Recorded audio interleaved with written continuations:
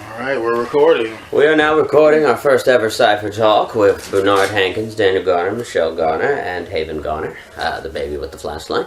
And this evening we are going to be discussing art spaces in general, the challenges of putting together an art space, the paradoxes of how intentions of collaborating leads to non-collaboration, and how when you just focus on your own individual project, collaboration organically and naturally formulates, and the struggles with facing everyone who's obsessed with community, of which ironically leads to no formation of community. But in general, I would say our main focus will be on art spaces this evening. Mr. Hankins, do you have anything you would like to say to open us up on the topic, sir? I'll start with 3 points. 1, everything must have purpose, because without purpose, people do not know why they are there. 2, as you said, no collaboration leads to collaboration. 3, no community actually leads to community.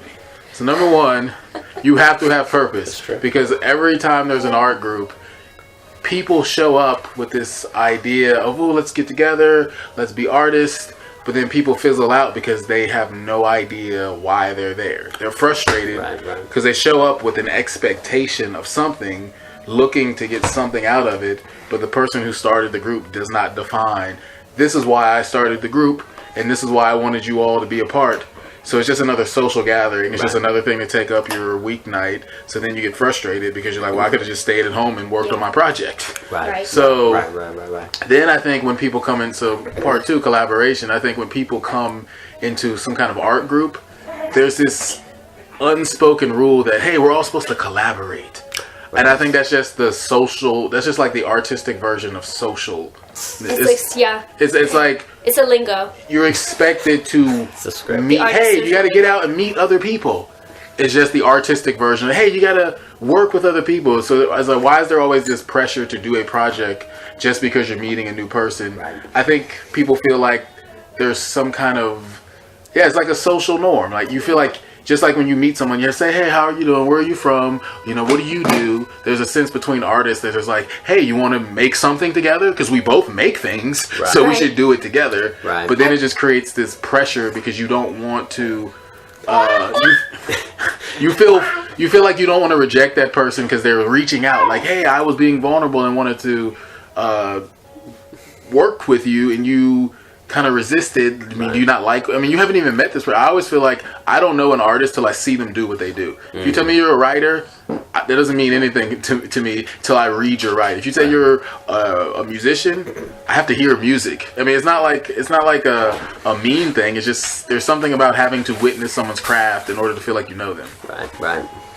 Well, I was just gonna say that I think that the fact that artists want to collaborate, I think speaks to what Bernard, Mr. Hankins often likes to talk about, which is meaning.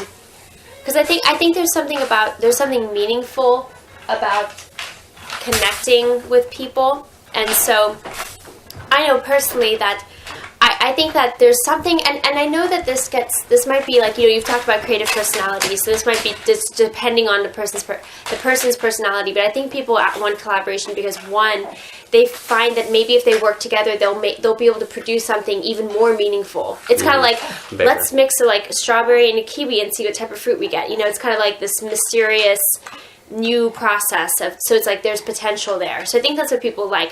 There's also this idea of kind of like if you want to go for a run, but you tell your friend let's run it this time, then it's accountability, right? So if you ask to collaborate for the creative personality that needs some feet to the fire, then I think the collaborative request it has to do with that, because then it's like, well, okay, now we're going to get together, we're actually going to do this, it's accountability, but I don't know, this, how Bernard, you've talked about the serious artist, and I don't know, I think that maybe this is a whole nother different conversation, but how does that then if there's different personality types with artists, different creative personalities, how does a community space cater to all of them, or does it only cater to some?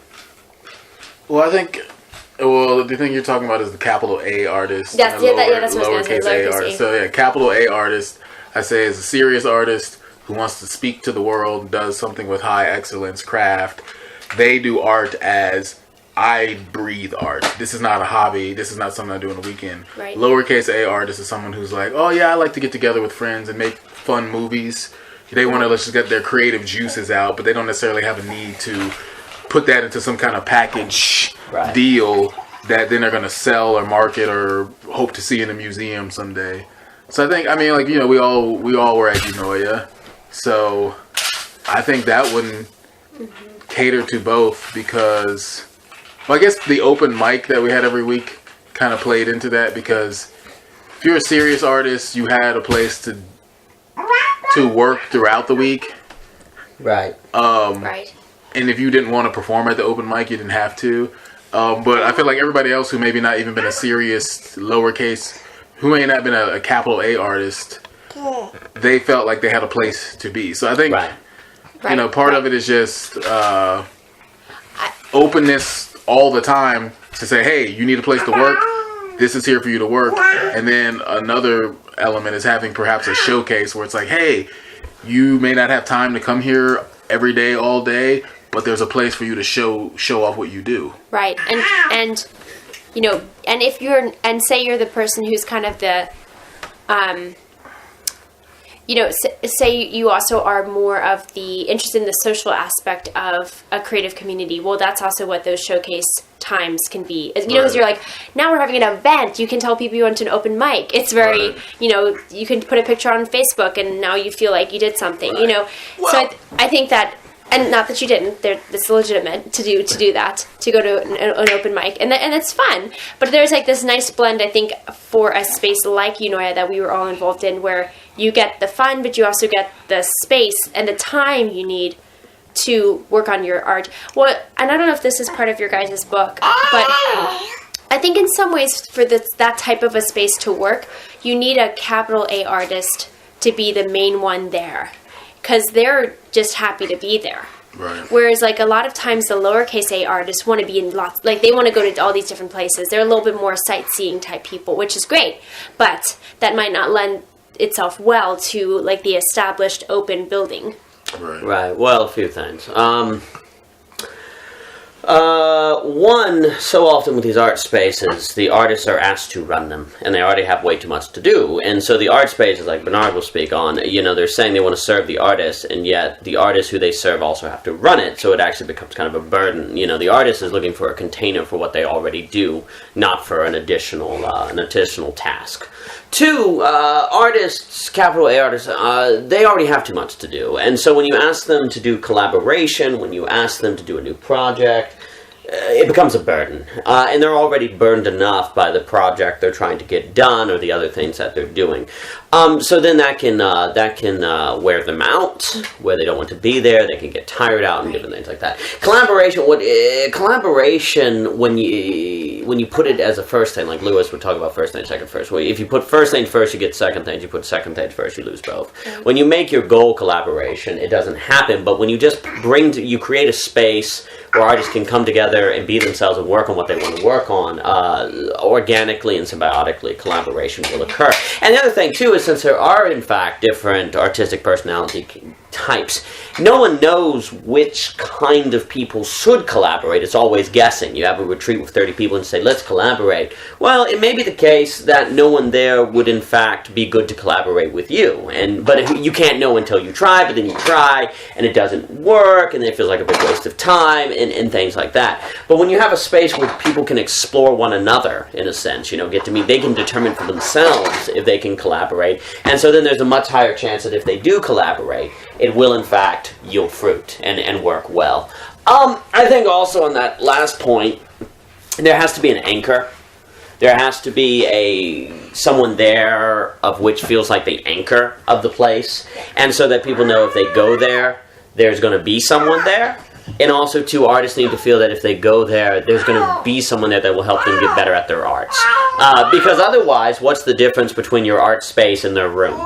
You know, if your space is just another place to work, well, their room is that, or Starbucks is that. You know, in the book, we have the Starbucks test, which is if you don't have a way to differentiate your place from Starbucks, then people aren't going to go to it. They're just going to stick in their routines that they already have. So by the capital A artist who's there creates value for the people who are going. And And also, since it is a space that doesn't really bear with it hefty responsibilities, like you have to do X if you come to here, then it doesn't add to the burden. And then if it has something like an open mic, there's a platform for people to perform, which they do want. The capital A artist does, in fact, want to show off their art. They want to express it. And it's very difficult for them to market. It's a lot of work to do marketing to put together your own event. So if the place is doing that for you, that's a big deal. And the other big thing for why that worked at Unoya is because it was every Thursday. And so then it became like people on Thursday knew, hey, it's open mic day. They didn't have to see a flyer. And so that too creates a kind of consistency. And hence it feels like home. These spaces only work if they feel like home. And the big thing for home is we'll leave the light on for you. Doors always open. Yeah, There's this always open. You know that if you go, it will be available. And these spaces only work if they create an artistic home, and that takes the consistency of people, like your mom and dad are always going to be there. That creates that requires the consistency of openness, such as your home. You very well may have a key for it, and also the consistency of relaxation. When you go home, you can relax, and you have to feel like that as an artist. You cannot feel like if you go there, you're going to get forced into a collaborative thing. You can't feel like if you go there, you're going to have to do a new project. You have to feel that if you go there, you will be free. It's all about feeling free. Is the creative community then, does it have a certain life circumstance that it is best for? I guess, like I think about Unoya, where we were all part of, and there are people of all different ages who would come by. Maybe the demographic that wasn't extremely present were little kids, just because obviously they have to be with their parents. Right. But also, like the people who would have kids weren't very heavily represented. But people who had like grown-up kids would come like a lot to open mics, and then we'd have people in their 50s, 30s, 20s. Some like late teens, So, and then even sometimes people in their 60s or 70s, So, but I guess I'm thinking about like, now, Daniel and I are married, we have a baby. And it's like, I wonder how it works when you have, some of the more time-consuming life aspects. Like, for example, if you have a job or if you're taking care of a baby. Is that something where it's just like you're going to have to make it work in terms of going to a space or maybe creating the space yourself?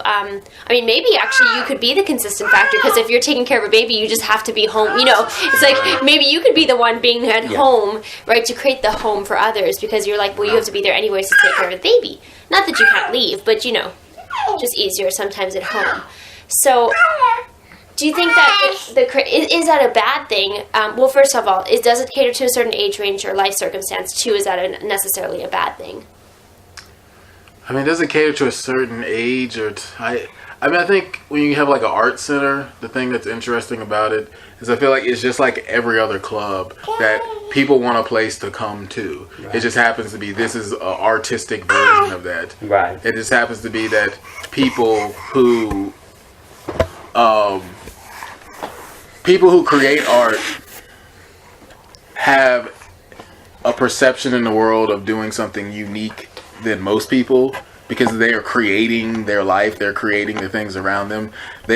Most people who you talk to, if you ask them, are you writing a book or are you making something of your own, they would say, no, I go to work and I make things for other people. I make products that the company tells me to make. But when someone says, oh yeah, I'm working on this idea, people are like, oh wow, you have a book? Like they're impressed that you do something that no one else does. No one else does, right? To them to go in the store and see a book on the shelf is like, wow, these people are important. So when you say you're doing that, they assume that you think you're important or have enough confidence to do that. So there's just that nature of creativity that I think separates an art center from anywhere else. But still, nonetheless, like people show up, even the artists, because they're like, hey, I feel at home, I feel accepted, I feel like people here share the commonality of creating like I do. So the conversations are just different and deeper than most, because rather than somebody saying, hey, let's talk about football or cooking, somebody's like, well, what do you think is the meaning of a human being? You're not going to walk into most art or community places and find that. So I think also going along with your question about the age, I think partly creativity kind of mitigates a lot of that, because when you find somebody who's interesting, you don't care how old they are. Oh yeah, like you'll find yourself having a conversation with a high school kid. If he can hold the conversation, you're not like, oh well, that kid's 18. I'm not going to go talk to him. Right. The more people who you benefit from, the more you benefit from a certain kind of person, you gravitate towards that person, and the age just blurs all of a sudden. So I think, I mean, I don't know. I think we saw all types of people, like, you know, older people, younger people. If maybe older people would have known about it, you know, maybe senior citizens would have known about it or something, they would have came too. But I just don't think it was something that was advertised to that age group. Yeah, well, I think the foot traffic was mostly college students, so you know, obviously. I mean, I think there's the second dimension to that question. Well, one, I think this speaks to how creativity actually gives rise to true diversity. You know, I think people define diversity in terms of simply skin color, but there's also diversity of occupation, of age, of social demographic status. And when you have creative people, they don't really care if you're 18 or black or Latino or rich or poor. If you are interesting, great. And they all attract to one another. So it really does kind of open itself up to a kind of deeper and fuller diversity than simply in terms of ethnicity. I think the other dimension of that question is it the case that sort of thing is easier for people who do not have kids to go to, for example? And this, I think, is the dilemma of any community center, if you will. Like when you have people that have kids, for example, and they're working 9 to 5, do they really have the time to go out and hang out at a given space? They may, if it is a place of which their kids can work, you know, be free at. Or I think you're always going to have a bit of dilemma if we're dealing with young kids, like 10 years old and younger. But as they get older and maybe could stay home alone, or they've got school to go to and other things, or they themselves may want to go to this kind of place, that problem is mitigated. But then, I mean, if the adult, for example, is a painter, and she needs a space to work, and she likes to go here, and when she goes, she's around people who think like her, and nobody pressures her to do a new project or to commit to doing something else. They just let her be herself and let her choose to instigate the project she wants to instigate and to collaborate with the people who she meets. Then it is very possible that you'll make the effort to go, even if it's a 20-minute or 10-minute drive, because value is added. But the risk, I mean, this kind of goes back, if the art space puts too much pressure on the people there to do certain things, then the probability of a given individual in a more, I suppose, limited situation when it comes to going out, or it's more difficult for them to go out, the probability of them going lessens if you put too much pressure on them, because then they're like, well, I need time, I need to spend my free time painting, and if I'm going to give up 20 minutes of my free time, of which is limited to come out here, and when I come out here something else is added to me that takes up my free time, I'm not going to do it. So I mean, I think the problem you're outlining is just part of life. But there are ways that these art centers can do can make it better versus worse. Right. And like even at the where we were all part of one of the people, like, some of the people who were at least a couple had kids themselves, or like Brendan, like some of the All Souls people who would sometimes be part of other things, because there's a church that met there too. Right. So but yeah, I think that answers my questions on that. Mm-hmm. I want to say something really quick about diversity.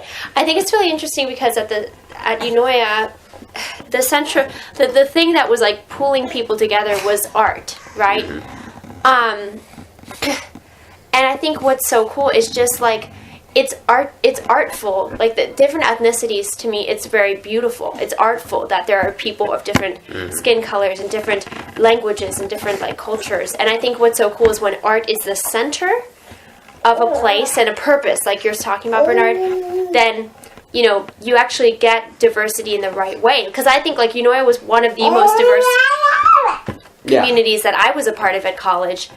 And I think that's so neat how it's like, see, the art makes it artful. Like the purpose being art then yields the result of art, which is like all these different people and this, this beautiful blending together of people from different ethnicities and backgrounds. So that's just something I thought about.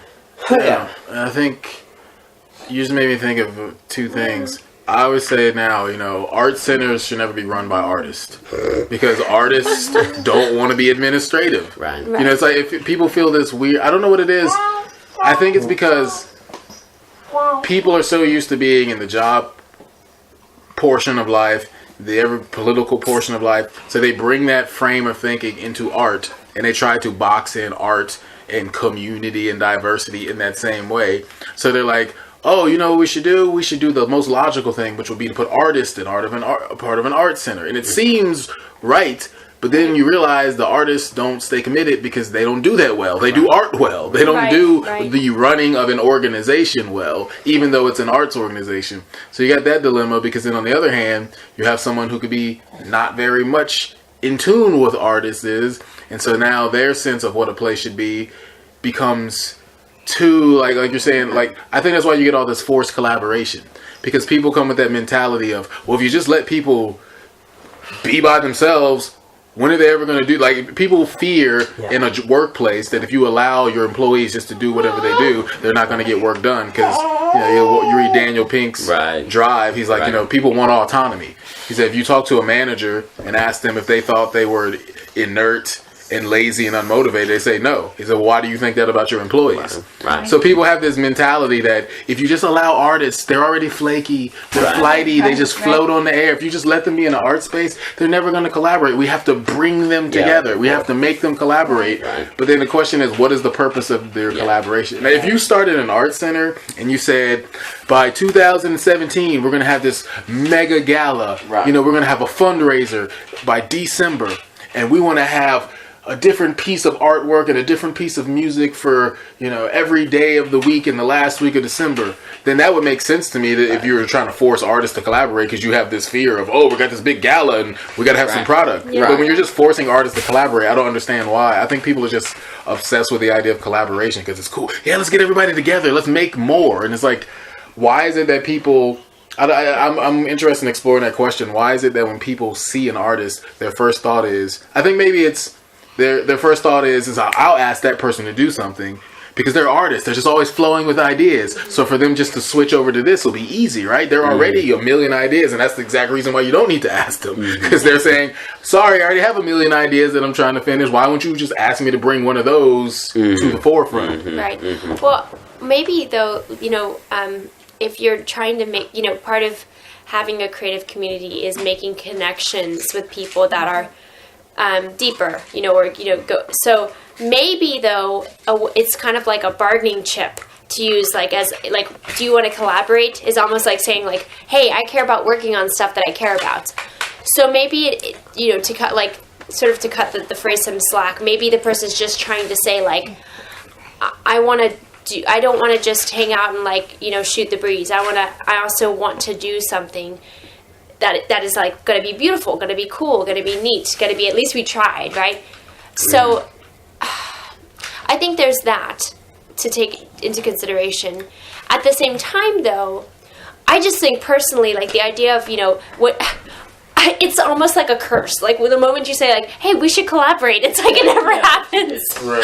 It's the weirdest thing. And the stuff that you never, ever asked to collaborate on is the stuff that suddenly you find you're collaborating with people. And a lot of times it's spontaneous, spur of the moment. A lot of times, harmonizing when somebody's playing a song and they're just who, you want to come up and sing or whatever. And it just happens, or again, the logistic thing is you're both there, somebody's playing piano and they're then they hear you sing and they're oh, you sing? Well, hey, you want to come in on the song with me? And so maybe you practice before the open mic, but it's not, I don't know, it's less intentional collaboration and it's more happenstance collaboration. Well, I think part of that alludes to the paradox of creativity itself, which creativity, there's a degree of non-intentionality behind it. There's a lot of intentionality and preparation to have the stuff in your head that can associate together to create, to give rise to creativity, but the actual emergence of the creativity often feels almost non-intentional. You're walking down the street, you're thinking, you see something, bam, the idea sort of emerges. And so then when you ask people to collaborate, let's collaborate, that is talking about a kind of structure. We need to coordinate and we need to do this, of which can be kind of daunting for creativity, because it's like almost saying, it's like, we're going to collaborate on Monday at 5 o'clock. It's like, well, I've got to summon my spontaneous creativity to emerge at Monday at 5 o'clock. Oh gosh, that's daunting. It is like almost kind of like very heavy.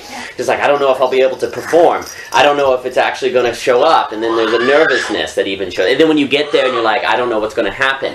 When you're just being creative, there really is no schedule. There may be this general schedule of wake up, do this kind of first thing, practice, or work, or get at your laptop in case something shows up, but there's no pressure to perform, if you will. And since creativity really is more of an emergent phenomenon, that pressure it almost feels like then you're being pressured to do something you have no control over. You do have control over it when there's no parameters, and you have to work hard to make that happen and to realize it. But collaboration always comes with schedule. Right. And the kind of collaboration you're talking about, Michelle, where you just collaborate spontaneously, is more in line with the nature of creativity itself, which is more emergent. You almost want to say it's emergent collaboration. Emergent collaboration works with emergent creativity, but structured collaboration doesn't work very well with creativity that is emergent. Well, I mean, it's like putting two people on a date and be like, fall in love. Exactly. Yeah, it's not going to work like that. I mean, one of the best stories is Sarah Bareilles, I'm not going to write you a love song. She talks about how her producers were she brought her material and they were like, this is okay, go write something else. She kept bringing her material back and they were like, this is okay. And then finally she just said, I don't care what you want to hear. I'm not going to write you a love song because you asked for, like, the song like, is about them. And she said she brought it to them. They were like, this is great, yeah. Because she stopped caring and stopped being under the pressure of someone else's, force. Right. She's funny. I've seen her live. Yeah, I've seen her live. Okay, yeah. So yeah, I mean, it's... I don't understand why people think they have to be forced to collaborate. I think it's just like I said, the mindset from work, from school, all those mindsets are brought into creativity to where people think if you don't have people on a schedule, if it's not in a box, if it's not planned, it's not going to happen. Right. But like you said, the inherent nature of creativity is it happens when it feels like happening. So the moment you try to plan inspiration, it is no longer inspiration. Right. Like the moment you try to plan spontaneity, it's no longer spontaneous. You are defeating the purpose of the thing itself. But I think also people fear that, when I need spontaneity to happen, it's not going to happen. So they think they have to plan it, but then it's not inspired, and then it's boring. And then people are like, how come this doesn't feel like something that people want to, engage? It's like, because when you manufactured it, right, from that moment, it was already false. It was already something that people were going to feel a true authenticity to, because it wasn't authentic. It's like if you watch the Elizabeth Gilbert talk on TED Talks, where she's talking about how there's this moment where people used to dance. Allah. Yeah, and like something would take over the dancer, and people would say, Allah, Allah, and that's where we get Olay. That's why people yell Olay when they dance, because it's this moment of transcendence where something outside of you, God, took over and made you in a moment of like amazing creativity. This movie Freestyle, The Art of Rhyme, where the guy was like, my best breakdance moves, I'll never be able to repeat. It was in that moment, and then it was done. Right. That's right. Well, part of it is the more you do creativity, the more that then this emergent phenomenon of creativity happens regularly. And you do get to the point where it pretty much happens all the time. But it's interesting because the moment then someone says, well, then let's just do it Monday at 5 o'clock, it turns off. There's this pressure. It's almost like you start getting psyched out. There's something like in your wiring that's not how you do it. And so that even if you could show up that Monday at 5 and it happened, there's this feeling that makes you not want to show up at 5. And then when you have large enough of a group of artists, it's just probable that the majority won't follow through. Not because they aren't creative, not because perhaps they could have been very genuine when they said, yeah, I want to do that. But then when it actually comes to getting closer to it, that feeling, that pressure, that sort of, oh no. And also just trying to find time. It's like, well, I don't know what's going to happen when I collaborate, and what if I find myself committed to a massive project that's going to take like 20 years or like a year, and I've already got too much, and there's almost this kind of concern then of showing up, because what am I going to get plugged into that I'm not going to be able to add? Well, I think also you have to have a respect for different crafts, because it's something I didn't know about till working with Tom Tom Festival.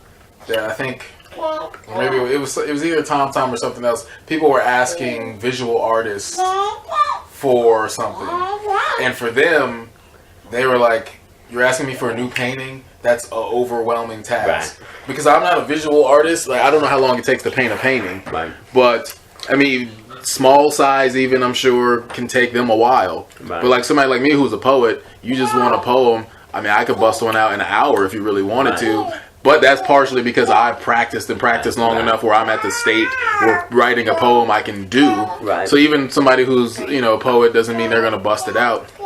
So yeah, there's also a sense of, I mean, it's like coming to a filmmaker and be like, hey, can you make us a film? Like, you're not going to make a film in this week. Or you can, but it's not going to be very good. Right. I mean, so yeah, I mean, in songwriters, I know songwriters deal with like, oh, I can't think of anything new. You want me to write a song? So then they force it and they pressure it. So I guess the question also comes down to, like, what are you saying when you mean collaboration? Right. Are you saying you want to make a dance piece that is based off a painting that I already painted? Or do you want me to paint you while you're dancing? Do you want me to write a song about the poem that you just read? I think when people think of collaboration, they think it's going to be some either multi-discipline. That's the thing with creative people. And all these creative avenues. We're collaborating with a baby right now. But no, I think every time there's an art center, people's first inclination is that there's just going to be a world of dance and painting and like it's going to be all happening at once simultaneously, and it's just going to be a magical world where people walk in and they're going to enter into the dance with the dancer, and then they're going to start painting with the painter, and then a poem is going to be written, and the poet is going to infect the painter, and the painter is going to paint what the songwriter, and the ballet dancer is going to be like, everybody has this grandiose like nirvana utopian vision, but that, number one, I mean, that's great. Like, I don't want to like dismiss this, but I think that's, people want that without realizing that's going to take time, because just like with anyone, artists who meet one another aren't comfortable working together. Like, when I meet a person, I'm like, let me see what you've done. Like, I'm not just going to like write something with you because you want to write. Are you good? Right. Yeah. Well, good art takes a lot of time of just like working at it, so that doesn't always look like the final product at all, or the performance of it, or whatnot. I think good ideas are a big foundation for good art, and so that's another thing where, like, if you have a place where people can, because how many times that we have like just out, you don't meet, you maybe just start talking, and then suddenly you're talking for hours, and I think that lack of structure is the very thing that gives rise to the truly meaningful conversations that lead to insights, that then lead to inspiration, Right. And that lead to like a clarity of your own idea, and I think that's also important. Yeah, well. And you have people who can challenge you on what you think and what you're doing. I think there's a difference between how analytical thinking works well, optimizes itself, and how creative thinking optimizes itself. I think a metaphor for analytical thinking is a mechanic. It's more like a car where if you tighten the bolts in the engine correctly, if you have the schedule, it's going to be 5 o'clock on Friday. Every 5 o'clock on Friday they come, and that works very well for them. And in fact, if you didn't have that, since they are more mechanical, more structural, it's more like an engine, getting an engine to work well. It's not going to work. But for creative people, it's more like what they need is an environment. They're more like, I guess, flowers, where the creative thought emerges if the conditions are right. The garden. It's like a greenhouse. So for them, if you tried to grow a flower by taking a ratchet to it, you'd kill the flower, right? But the mechanical, the analytical, they need the ratchet, they need the hammer, they need that sort of structuring it in order to optimize it. But if you do that same kind of method for creative thought, it kills it, because it's more like a flower. It is emergent. That being the case, I think art centers need to understand that they aren't creating something like for engineers to gather. They're not creating something for scientists or business people to gather. Because maybe you need a lot more scheduling. You need a lot more of this sort of intentional collaboration. I think for business people, intentional collaboration could yield a lot of results, because they actually need that. They don't know when to turn on business thinking unless it is kind of layered down. I think for perhaps more the business-minded people, if you just had a kind of an open space, they wouldn't know when to turn on their business thinking, right? They wouldn't know when they meet someone there. I think they compartmentalize. I think the more business, analytical, scientific mind, it kind of separates it. And so they wouldn't know when to turn on that part of their brain to think like that, so that the magic, if you will, would happen. But creative people, it's the exact opposite. They need to have it just kind of be open, so that if the flower blooms, it blooms. So I think you have to, when have an art space, realize it is just different, what you're doing. You can't design it like you would like a business center or something like that. Well, the other thing is this idea I came upon a couple of years ago, which is, I think artists are always measured against the outside world of business, school, structure. So, like you said, the world is so structured in their thinking that they expect even art to be structured. So if you're in school, the way that you are tested on art is not like, how beautiful is it? It's like, did you follow the proportions, which then relates to the beauty? Or did you know that this painter and this painter and this painter were in this era? Can you identify the types of art? So everything is always categorized, organized versus organic. But also, beyond that, I think there's an interesting element that artists have, which is, people think artists are not structured, but it's not that artists are not structured. It's that artists are so good at hiding structure that they don't think about it. When you're creating a play, you create a scene and you then make it go away. Like you paint things a certain way so that they are not seen. You build a set and then you hide it because you don't want the audience to be seeing the screws and the nuts and the bolts and all of the wood that they're not supposed to see.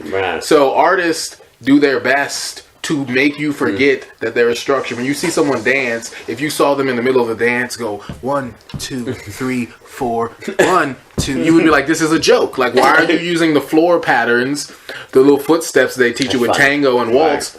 You're like, this is a joke. This person is using the structure. If you saw the soloist violin get up and go 1 and 2 and 3 and 4 and 5 and 6, he's like, why are you counting? You should be beyond this stage now. So for the artists, they learn structure so well that it is integrated so fluidly, so seamlessly with what they're doing, that it appears that they don't have any structure. Then people think, oh, they're just gonna not abide by the rules. It's like, no, they're abiding by the rules. They're just hidden beneath what they're doing. So when you send like, I'm the type of person, if you're like, okay, Bernard, what is your plan? I was like, my plan is to show up, be available from 9 to 5. in between that structure, I can't tell you exactly what's going to happen. I'm not like, from 9 to 10, I will be writing poetry. And then from 10 to 11, I will be recording ideas. I can tell you all those things might happen somewhere in there, or none of them at all. Right. Daniel might come through and start talking to me, and we'll have a conversation that I didn't plan on having, and I didn't want to, because I was like, oh, I really wanted to get to that. But then tomorrow I'll be like, oh, I'm so glad we had that conversation, because now that thing I was going to work on is even richer. Right. So I think there's a lot of that. People don't understand that artists show up, and they like you're saying, they want structure that they can go to and let something organically happen. Right. Yeah, well, I think the artist, and also writing is rewriting, painting is repaint. There's this kind of, in the artist, or in this perpetual state of creating a structure, but then upon new information or a new idea, changing it, restructuring it, changing it. So there's always this kind of, always this readiness to redo if it needs to be perfected. So then they don't really emphasize structure as a virtue, because they know that often when you think it's done, it's not. And so you have to be ready to change. And however, though, you're not going to be ready to change it if you're not open to these unexpected events occurring in conversation, all of which, by definition, cannot be scheduled and cannot be structured. And the thing is, I think people forget how much of life is, in fact, not planned. If I were to ask any given person, what are they going to be doing February 23rd at 2 o'clock? 99.9% of people would say, I have no idea. And whatever they told me, let's say they told me, well, I'm going to be having lunch with my friend. They don't actually know that. Their friend could get sick. They could show up and change their mind and eat somewhere else. Structure is something that all people kind of assume. They put a lot more stock in than that's actually there. But they start to get this impression that life is the structure. And they kind of forget how much of it is, in fact, symbiotic and free-flowing. And the artist is forced not to forget that because of the nature of inspiration. You have to be like, well, okay, you almost sometimes hesitate to schedule anything because you don't know if tomorrow in the morning your friend says you want to go get breakfast and well, what if something happens? Like, what if something emerges that I've been waiting on for a very long time? But you tell your friend, okay, yeah, I'll be there, but then tomorrow morning it emerges, and so you're like, okay, now you're in a moral dilemma. Do I tell my friend I can't make it, but then they're going to think I'm flaky, and they're already relying on me? So the artist has to kind of exist in a perpetual state of facing these kind of existential challenges that I don't think a lot of people realize they face, and the way everyone else interprets it is just, well, you're flaky, or you're just out there, or or it's interpreted as like, oh, you're no fun, like you never do anything, or you won't plan, or like you're selfish because you just want to spend, you just want to take time to do what you want to do. And I don't think that's the case, because I think an artist is offering the world something that's very important, and it takes a lot of time. Right. And if you're to work on something for a long time, you'll realize the labor that is put into it, and then you'll realize it's not so much about, it's not selfish as much as it's just practical. It's like, practically speaking, that's what you need to do to optimize your art, exactly. Yeah, it's interesting because the artist is quote unquote impractical, but they're always looking for the practical ways to optimize creativity. At what time do I need to eat lunch so that I'm most creative? You go through something like a Jonathan Edwards, he's got these long notebooks on the particular foods that he found that if he ate, there was a higher probability that he came up with a new sermon idea. It's like, it goes to, like, Balzac had a particular number of coffee he had to drink in order to be creative, so it was very practical for him to drink 22 cups of coffee. It's some ridiculous number. Balzac would drink a stupid amount of coffee. Balzac? Yeah, and they had particular hours where he would wait. I think he would go to bed at 6 at night, wake up at 1 in the morning, stay up until 5, go back to bed till 8. And he had this very interesting schedule, but that's what he found optimized his creativity. So all of that is, for the given individual, very practical. For them, since it's how they write their best novels, it's very practical to drink X number of cups of coffee and to go to bed at this time. But the thing about the artist's practicality is that it is individual. It is a practicality that cannot be separated from the individual artist. So to the rest of the world, it's not practical because they can't understand it, and it's not practical to them. Therefore, you're not practical. When in fact, all artists create practices that optimize their creativity. It just transcends no ability for anyone else. Yeah, I mean, I think another problem with the art centers that I'm thinking about as we're talking is your art center, if it doesn't have sort of an end goal or like display element, you can feel like, why are we doing this to begin with? Mm-hmm. And you know what you can, or as you're talking about, you can kind of label the artist as not doing anything, right? Because you're saying, okay, great, we have this room, we have this place for them to work, and you feel like you're supporting people just getting to have fun while you're paying for it and they just get to have fun. But what does it mean? Right. So there's no outlet. It's a difficult thing because like the end goal of an art center or museum is art. Right. Whereas if you go to a department store, it's like, oh, here's your vacuum. Right. Like you go pick up your vacuum, you take it home, you plug it in, you use it, you put it in the closet when you're done. People know how to use a vacuum, but they don't know how to use art. Right. They take the painting home. What am I supposed to do with this? Somebody says, hang it up. They may get around to hanging it up later because they don't really know what it's for. Then they finally hang it up, and then they look at it and they're like, now what? Right. And it's like, it's supposed to be art. You know, like the point of art is to be, to rest. Right. You know, it's beautiful, and its job is to be beautiful and sit. Like, why do you have flowers in your house? Right. Does anybody say, why do you have these flowers? What are they doing here? Are they helping make, your house cleaner? No, they just, you have roses because they look good. Like, they beautify your house. Right. So people understand that with flowers. I don't know why they get it with flowers. Maybe it's because it's more traditional. Yeah, maybe it's a social contract. But I mean, flowers die. At least your painting will be there. Your painting will still be there. You're just gonna, unless you set it on fire or something. But you're gonna throw away those flowers in a week. Yeah, there's this interesting to mention too, though, with art, where if it's a multi-million-dollar painting, that's why. I mean, people like art so much as its social status. Right. And they love to tell their friends they went to the opera or they went to this music show because it makes them seem cultured. But when we actually get into the nitty-gritty of art production, that's where there's a disconnect. I mean, if you're the artist on the record label or if you're the artist painting multi-million-dollar works, that's fine. And so that then gets to the quote-unquote God economy and the value. And if the God economy says it's good, then it is good. So they're willing to value that. And the only way to, and unfortunately there does tend to be a tendency with human beings to outsource their valuation, their ability to give values to the economy, rather than be able to value themselves, like by having artistic literacy, if you will. And so that then I think adds to the problem.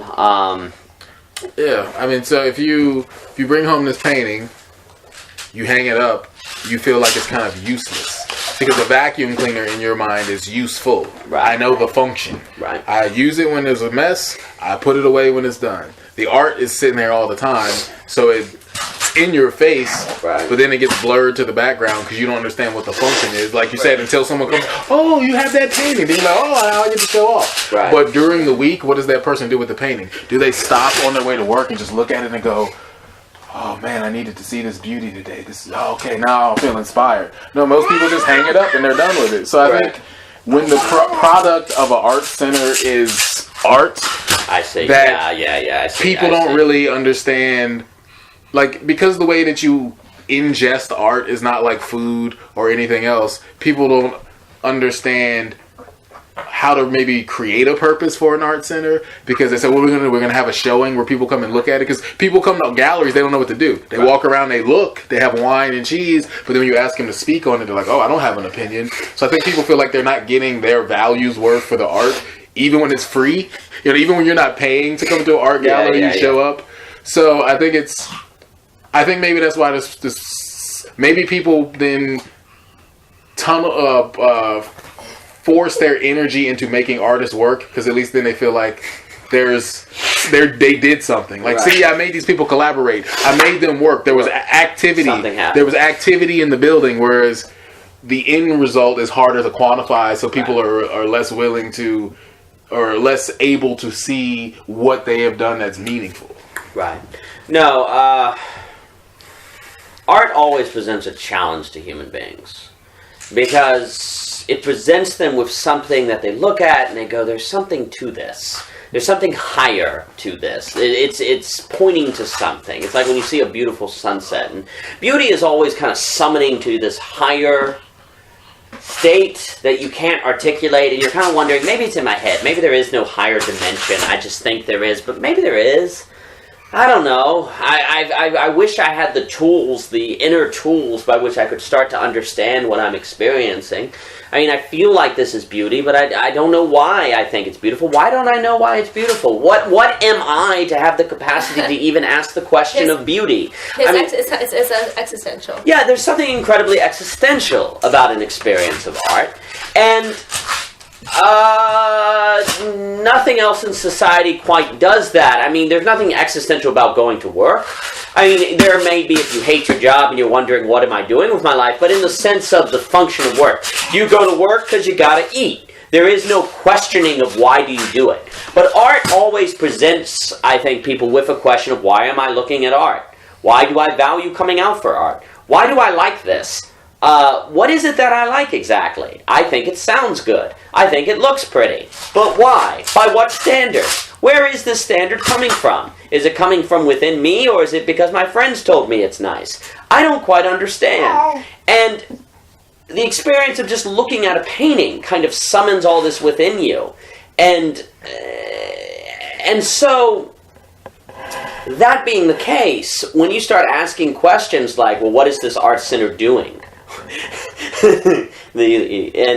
What are the people here doing? You're asking people to answer questions that are very deep and very profound and speak to an element of the human condition that is very hard to articulate. Not that it can't be articulated, but even gaining the capacity to articulate it takes a lot of work. And we don't seem to have a culture that teaches it, nor do we know who to go to learn it. It's like when you say, well, we need wisdom, not knowledge. Well, what the heck is wisdom exactly? I mean, you almost need wisdom to be able to tell the difference between wisdom and knowledge. And if wisdom is dead, then so is gone the capacity to recognize the difference between wisdom and knowledge. So likewise with art, it's like, well, what is art? And it's like, well, you need people who know that answer in order to answer it. And if those people are gone, or you have a society that struggles to answer it, the nature of the art center then is setting itself up to eventually have to answer a question that no one's around anymore who can answer it, and the capacity to answer it, we're struggling to know how to learn, and we're struggling to identify who exactly can teach it. So this puts us in kind of this existential bind, and not able to solve any of those dilemmas I just articulated, we just turn to money. We say, well, that painting's worth a lot, therefore we've done something. Oh, we're having a gallery showing, and it's First Fridays. Good economy. There's kind of this economic, social validation that is able to fill in the hole left by our inability to answer these deeper, bigger questions that art forces us to face, but that we don't know how to face. Right. Well, I think also, when it comes to an art center, that's probably, well, I think it's becoming more relevant now. Everybody's talking about this idea of creative placemaking, right. How entrepreneurship, idea economy. Yeah, creativity makes a place. So people are more willing to like engage art and art centers because they have a social, like you said, social impact. Right. It's not just art. It's how does art like empower people in economy? How does art like make people more able to make decisions about their community house, community center? So you're laughing or crying, baby? Yeah, I guess I'm curious to know, like, when people say I'm going to start an arts organization, like, why do they start one, or what gives them the courage, or what do they think it's going to look like? Right. I don't know if most people say like, oh yeah, I'm going to start this art. I mean, I don't know. It seems like a lot of maybe some arts are started by people who have a lot of money and they want to. If you ever watch this movie called Antitrust, Tim Robbins' character plays basically Bill Gates, right, or he plays a Bill Gates character, and so he's got millions of dollars. and he talks to this genius kid Milo. He's like, Milo, what would you do with $1 million? He's like, I fund opera houses, give computers to these kids' organizations. He's like, you could change culture. So I think some people, when they reach a certain plateau of money, they feel like, oh, great, I've made all this money. There's nothing else to spend it on. Right. And then they try to bring meaning into their own life, so then they feel like they can build an art center and they can, bring art into the city, and they will be known for oh, you're the one who owns that? Great. Right. So I think maybe these art centers are owned by people with lots of money, but then the artists who fill them, there's a somewhat of a disconnect, because most people don't set out to be let's start this art thing, because starting an art thing usually is not a business. Right. It's usually built on fundraising. It's usually built on, can you give us money and support? Most people don't see it as okay, we're going to build an art building. We're going to have events. Artists are going to spend time working there. They're going to create art. They're going to put out art. People are going to buy it. This is going to create money for the arts organization. It's normally oh, do you guys enjoy coming to the wine and cheese art things? Well, then give to our monthly fundraiser. So I think people, that's why I go back to purpose. People really have to ask themselves, if I am going to start some kind of art thing, why am I doing it? Because if it's monetary, then you probably are not in it for the right purpose. Not because it's impossible, but it's not that easy to figure out how to make art, make money, especially when people don't want to pay for it because they don't see the purpose. Yeah, well, I think this also gets to, though, at the failure of art spaces to identify what, capital A artists want. And what capital A artists want is to make unbelievable art. The writer wants to make a War and Peace. The painter wants to be a Picasso. I mean, the capital A artist wants to make truly great art. So it's individual, right? No capital A artist says, the reason I'm doing this is because I want to collaborate with people. It's well, they'll do that in so much as it contributes to the writing of the next War and Peace, if you will, or the articulation of their vision into reality. But it's an individual thing that they want. And so if you make an art center, you got to realize that you're trying to create a structure for people who have individual ends. And so your purpose must be the containing and the funding and empowering of those individuals. And if you don't accept that, you're going to be really focused on, well, what's the purpose of this organization? And the purpose of this organization is the purpose of all the individual people there and having them be successful and achieve and to reach the ends they want to reach. Your success is their success, if you will. You're successful if they're successful. But since that sounds kind of selfish, since that kind of doesn't sound very community, that's not what people want to say. They want to say, well, we as a community made this, and we as a community did that. And that is just never going to give you the results you want, because it's hard enough to find serious artists who have the time to commit to being part of your space, who are going to actually come out and work there.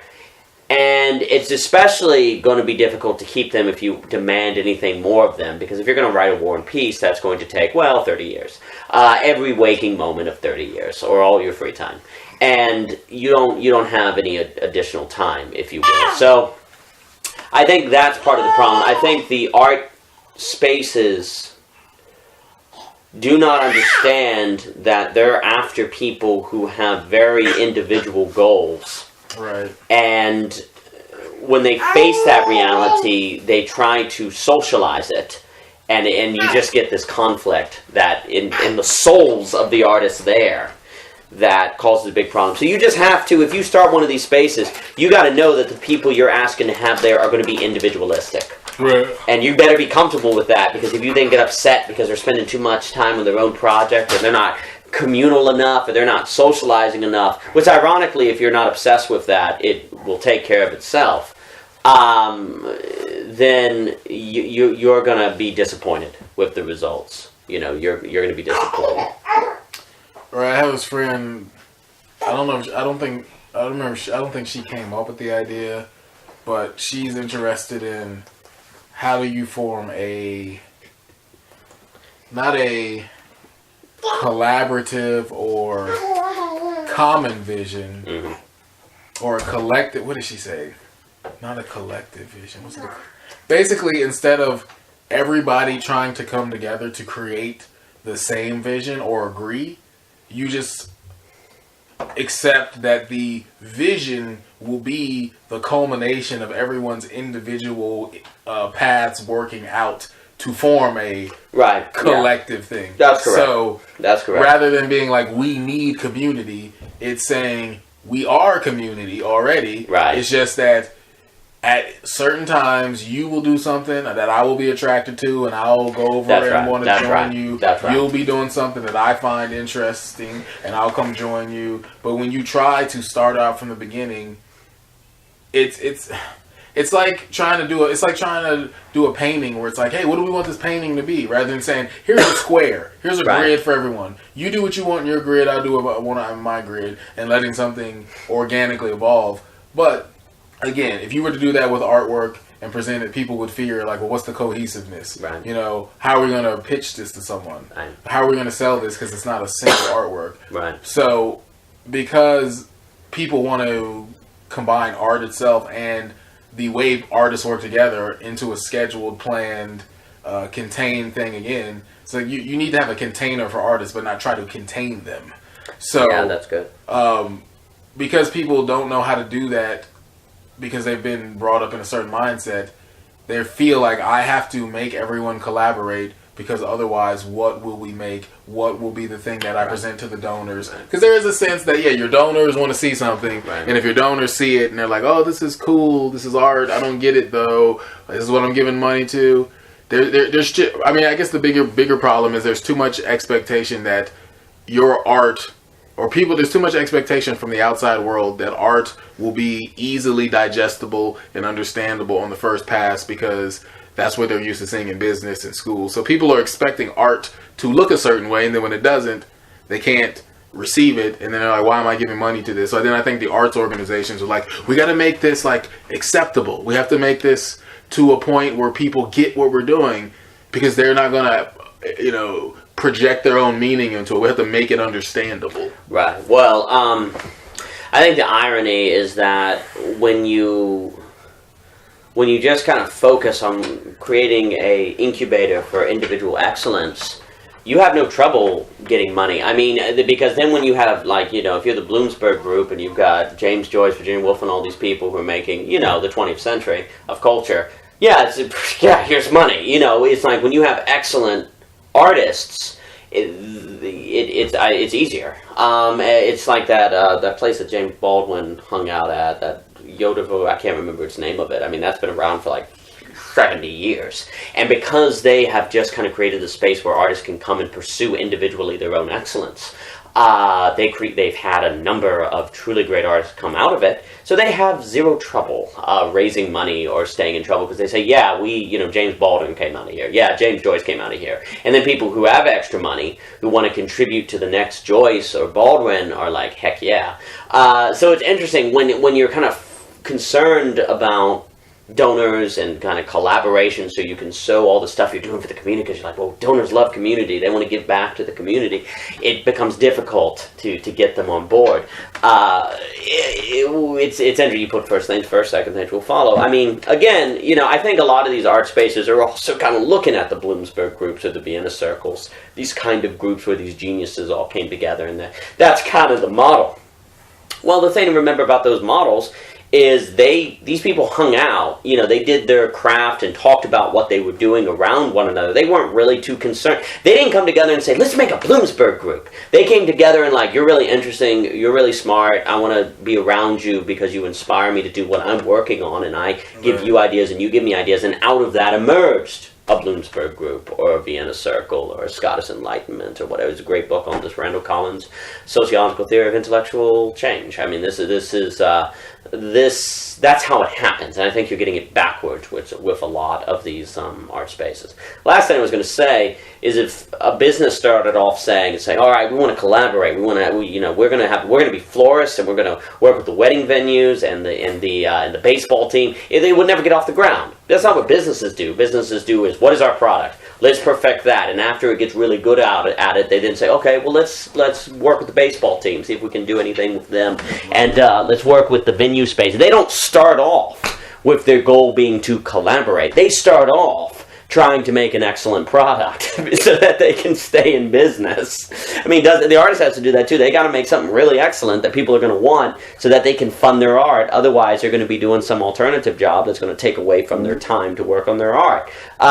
So it's interesting because in business, we get it. You don't start a business with your first question being, how do we collaborate with other businesses? Right. No, that's insane. Your first question is, how do we get this thing going? How do we get it going? Well, yeah, I think last thing I'll say too is I was thinking about, I think the other thing is that people who want to start an art center also are going to have to do some personal work of their own to realize they are going to have to make some adjustments to be like, well, I'm used to expecting things to happen this way. Right. I'm used to expecting that if I were running a business, this would be on schedule for this, but that's not the nature of art. So while you are having your genius people populate your building, you want them to make genius things when you want them to make it. But it's like watch the Elizabeth Gilbert talk on TED Talk. She's like, that's not how it works. The genius lives in the wall. It comes out when he's ready, she's ready, inhabits the artist, and then they have it. So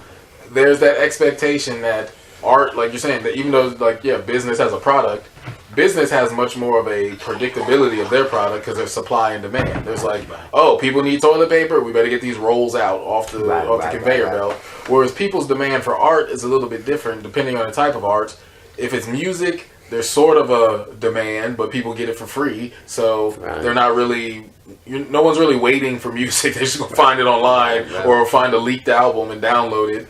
If it's paintings, only a certain segment of people are waiting for painting because they have the money to pay that much for a $5,000 painting. A dance, dance is something that you can't really sell, so to speak, in a box, and you have to go see it.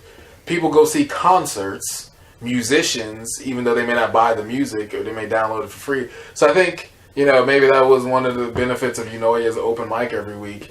It's like there was a consistency where people felt like they were getting fed something, even if it wasn't the highest quality of art. And you can't also expect the genius artist to be pumping out something every week. So you're going to have to figure out how to populate this place with people who are like, oh yeah, I just like writing songs, and I'm not, there's some people who don't really care about perfecting, and they understand that there's certain element or it's good enough. Whereas there's other artists who is never going to be good enough. So they want that time to perfect and perfect and perfect. But you have someone who can write a song and they don't have it all figured out, and they'll get on stage, hey guys, I haven't figured this song out yet, but man, bear with me, blah. So they'll get up there and do it. Whereas the other guy's like, no, I will never unveil this for 2 years until it's perfect. So you better figure out how to attract both of those people because you're going to have the people who can keep people's attention and putting out a certain kind of art for the social aspect, but then you got to have that deep thinker art because people want to come. They want to find meaning. They want to find something of great. This song is pop and is wonderful, but I still have questions to my life. Yeah, and I think that's only going to happen where both groups have to have a mutual respect for one another.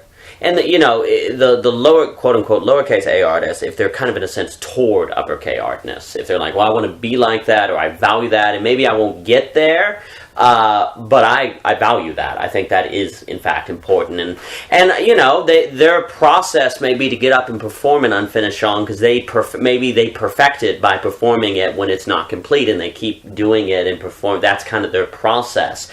But as long as they're toward getting better, toward taking it to the next level, then the people who already are next level can respect that. And also, too, if those people will speak to the capital A artists with interest and not just kind of blow off their projects, if they take it seriously, there has to be this kind of respect for both. And that's very, very important. I guess what you can't have is, what won't work is if you have people in there who view art as simply entertainment. Right. You know, the people who it's just kind of, it doesn't really matter. You know, that is where it's going to be poisoned, because then you get the capital A kind of resentful, or they're like, well, that's not true. There's something more to it, and things like that. I think, you know, overall, the challenge with an art center is you are trying to systemize something that cannot be systemized. Right. You are trying to make a structure. It is a very unique challenge. You are trying to make a structure for something that cannot be structured. To use terms from the Experiencing Thinking paper, you are trying to make a low-order complexity version of that which is inherently a high-order complexity. And so you're just faced with a lot of challenges. And it just, you know, that whole book that we're doing on art centering is all about how you have to have, you know, the center artist who's the anchor, and you have to have consistent events that people can kind of keep knowing, and it makes it feel like it's a home. You need to have a kitchen, because that makes it feel like a home. That makes it feel free, but then you need a financer who's going to go out and get the money, but then you need the artist. You know, there's this very complex model that you have to design to make it happen, that I think with business, it's just kind of more straightforward, what the model is. And it's more kind of predictable. You can say, well, our projections are going to be this, or this is what we're going to do. You can kind of map it out. Where, again, a good art center is going to be like a greenhouse. You create the conditions, and then you wait. You have to wait. I mean, there's stuff you do. I mean, the people go out, all the artists are working on their art, but to see the magic happen, the magic events, the magic concert, you know, these magic event, you can't predict them. And so you gotta be ready to live with that. You can't predict when the flowers are going to bloom. You know, you go and look at the greenhouse every day, dirt, nothing. You've been doing a lot of work, right? You know, water and fertilizer, a lot of work, but it looks like nothing. And you go for 2 months, nothing, and bam, then there's a flower. You know, boom, there's a sprout. I think that's, when you do an art center, you got to get it clear in your head that that's what you're doing. Right. You got to have the right metaphor in your mind for what you are doing. Otherwise, you're going to get discouraged, and you're going to think it's failing. I mean, the advantage of the greenhouse is, you know, that you're supposed to see dirt for a long time, right? You knew what you were expecting. You knew what you were getting into when you started a greenhouse. You were getting into that. I don't think people know when they start an art center that that's what they're getting into. They think they're getting into something that is more like a business, that is more like a systemized kind of thing, it's more like an engine. If we just tune the engine right, then it will run. It is not like that. So you have to be ready to plant a garden. Well, ladies and gentlemen, this has been CypherTalk, Valentine's Day 2016. We are so glad that you listened today, and our speakers, we had Bernard Hankins, Daniel Garner, Michelle Garner, and Haven Garner, who gave us a lovely, lovely rendition of his famous ballad on baby laughter. Thank you again, and may your evening always be filled with life, color, and may each day all things be made new.